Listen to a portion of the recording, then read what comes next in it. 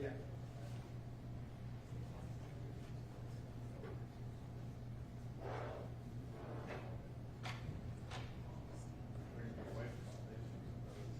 She said she had that. Second time she's mentioned it.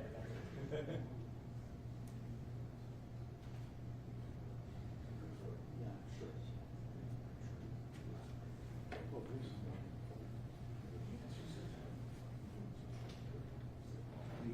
I'm not sure.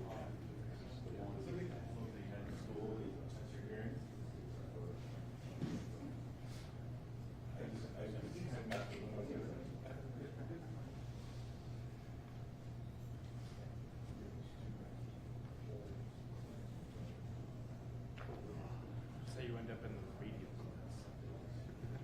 No, you never want to tell them you couldn't hear anything, you have to sit in front. What? You never want to say, I can't hear you, because Yeah. then you'd have to sit in front of it. Yeah.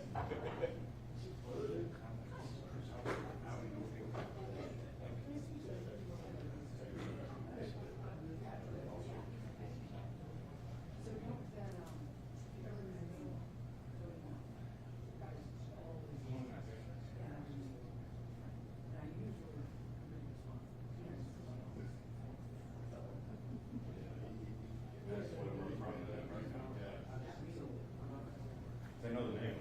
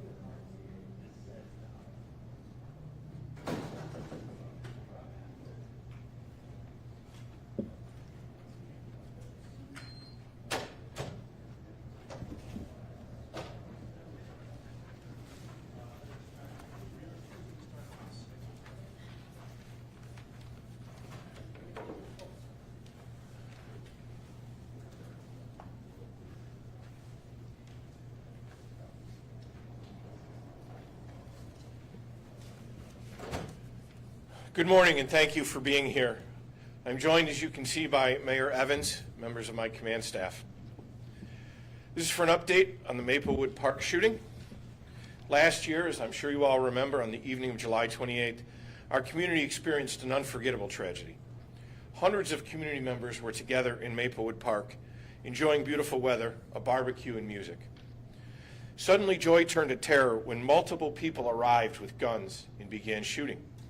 Rochester police officers, as well as the New York State Police, Arundecoit Police Department, the Monroe County Sheriff's Office responded to the park. The Rochester Fire Department and American Medical Response began to triage the victims and transport them to area hospitals.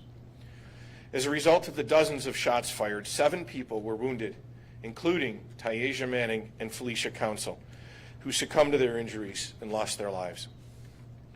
Detectives from our major crime section and the technicians unit have spent months poring over physical evidence, interviewing potential witnesses, seeking assistance from the public, and running down each and every lead. Ultimately, this has led to identifying 21-year-old Niger Johnson as one of the people that indiscriminately fired a handgun into the crowd that night.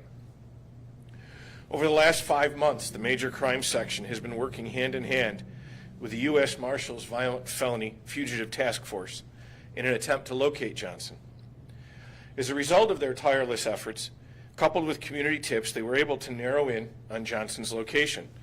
And earlier this morning, members of the task force executed a warrant at Johnson's grandmother's house in the 800 block of Arnett Boulevard. Officers located Johnson inside the house and safely took him into custody. Johnson is currently in the Monroe County Jail, pending arraignment tomorrow morning in Rochester City Court, where he will be charged with reckless endangerment in the first degree, criminal possession of a weapon in the second degree. Some of you may ask, where have I heard this name before? Well, Johnson was arrested by us both in 2022 and in 2023 while illegally possessing a handgun here in the city of Rochester. I refer you to previous press releases from Captain Bello on those arrests. The investigation into the tragedy at Maplewood Park is not over. The Major Crimes Unit is continuing to follow up on every investigative lead they get. They will never stop working to identify and apprehend the people responsible for this tragedy. We as a department and as a community owe it to both the council and the Manning families. I'm going to turn it over. Thank you, Chief, and I want to thank the brave men and women of the Rochester Police Department for their tireless effort, and the victims in this case that had their lives turned upside down on a beautiful July day back on the 28th of July. Our thoughts are also still with Felicia and Taisha's family, as well as the individuals that were injured that day. But I want to say to the community, while we are happy to have this one individual in custody, we still need to continue to keep our feet on the gas until all of the individuals responsible for the heinous act that took place on July 28th are brought to justice. If you remember, there were probably about 16 people that were identified that had firearms. We need to make sure that they know that there will be no safe place for them to try to hide. They need to be brought to the light, but more importantly, they need to be able to be brought to justice, just like my hope and prayer is that this individual will also be brought to justice. As you know, Taisha and Felicia were both brave community members that had their entire lives ahead of them. They were members of our community, and they were all doing things in the community to make a positive impact on our community with young people. They loved her. She was beloved by her coworkers. She was beloved by her family.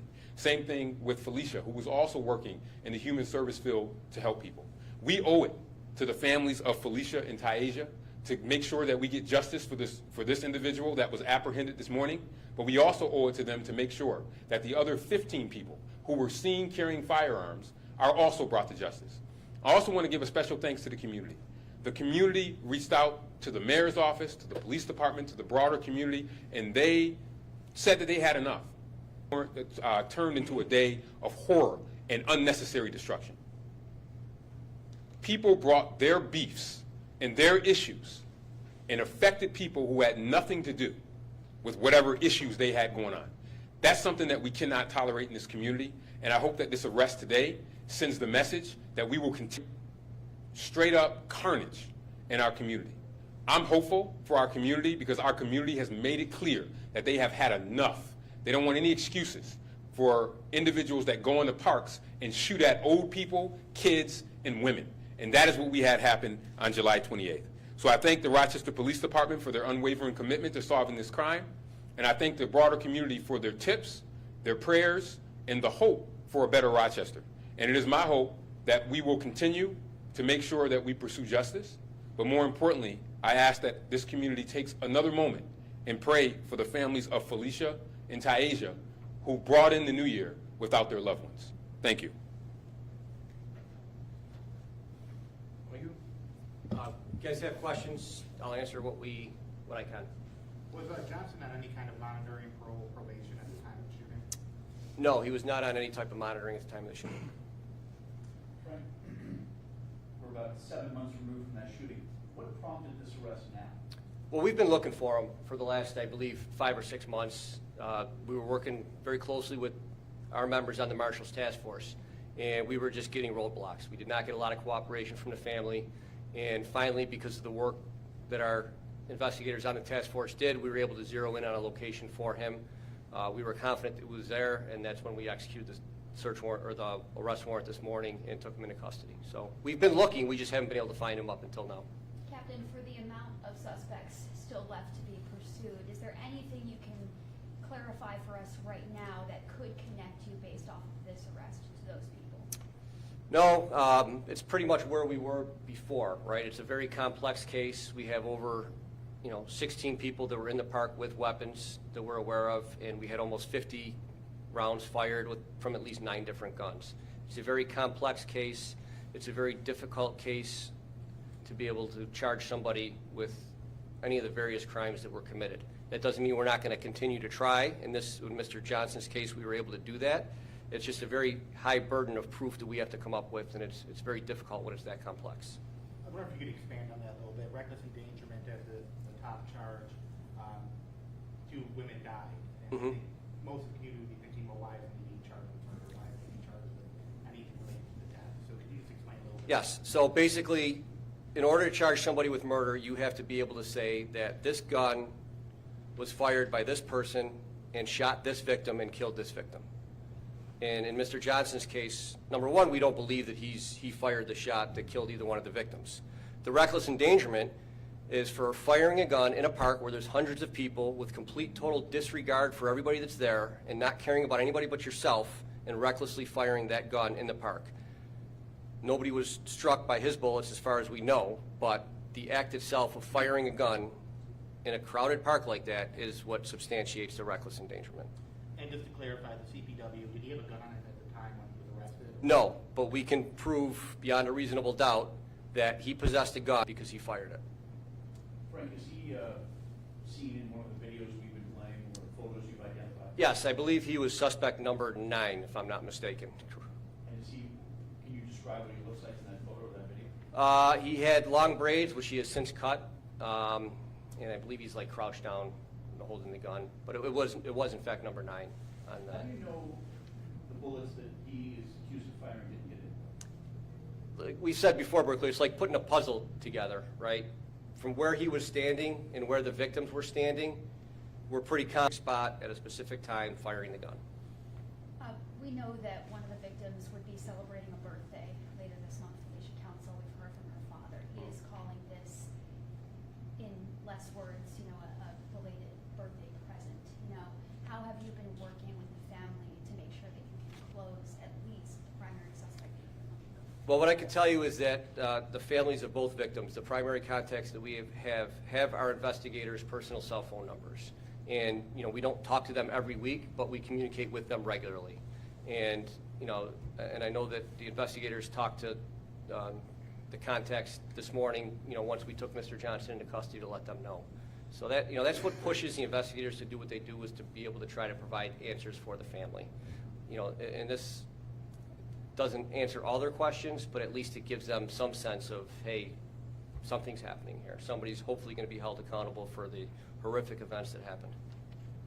I know that you mentioned the hand of the individuals that you guys are looking for. Yes, we can put out photos again of everybody that we've disseminated. There may be a few less. We've identified, I want to say we've identified just about all of them. There may be a couple that we still haven't, identified. And we've talked to a bunch of them as well. But again, in order to charge somebody, we have to have, there's a very stringent threshold that we have to meet, and we may not necessarily be able to meet it on some of the other individuals that we've identified. Out of that 16, is there a number that you think came to the park that day with malicious intent? Is there, some of them may have pulled out their weapon for self-defense purposes? We're not going to get into specific individuals who were younger than the majority of the crowd that showed up with bad intent that started this whole thing. I don't think anybody else that was in the park, although they had guns, I don't think that anybody else was necessarily there to start trouble. But these 4 or 5 individuals showed up with bad intent, and that's what set off the terrible chain of events. Last one. I guess just how does this, how does this compare, right? Because, 6 months, an exhaustive search. Just last month we talked to Captain Bello about where the department was standing. You knew who this primary suspect was and fighting to identify. Just comparing, I guess, to, I don't know. Other cases, how long it takes? We don't want to be in this situation ever, right? But 6 months go by and it's a lot of time and there's a lot of evidence. Yeah, and it's, sometimes it's harder to find people than other times. And it doesn't help when you have family members that are harboring people and not being honest with the police. And, we are investigating that, and we will levy charges if we can for anybody that's bringing a known fugitive. And I think what this shows is that we don't give up, we don't quit. I mean, we'll travel all over the country sometimes all over the world, to grab our suspects. And thank you. Thank you, everyone.